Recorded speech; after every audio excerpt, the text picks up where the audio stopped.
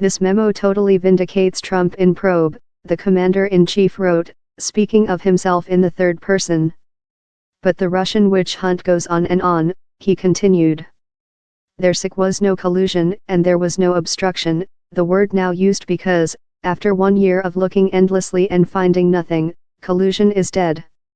This is an American disgrace.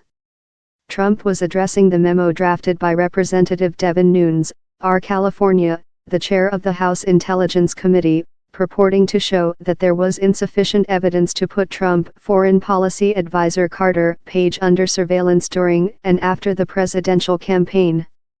The 4-page memo focused on the role of Christopher Steele, a former British spy who drafted a controversial dossier on Trump's ties to Russia. Nunes pointedly mentioned the fact that Steele's work was funded by Democratic organizations.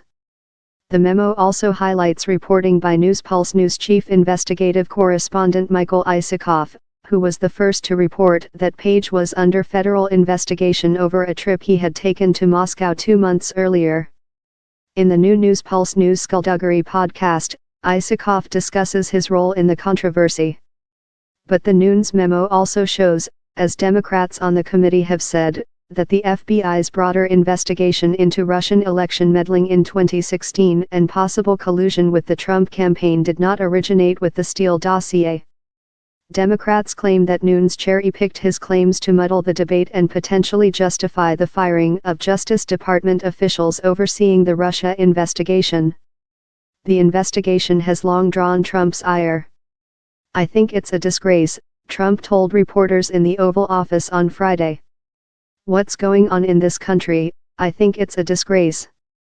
In a tweet Friday morning before the memo's release, the president asserted that the top leadership and investigators of the FBI and the Justice Department have politicized the sacred investigative process in favor of Democrats and against Republicans.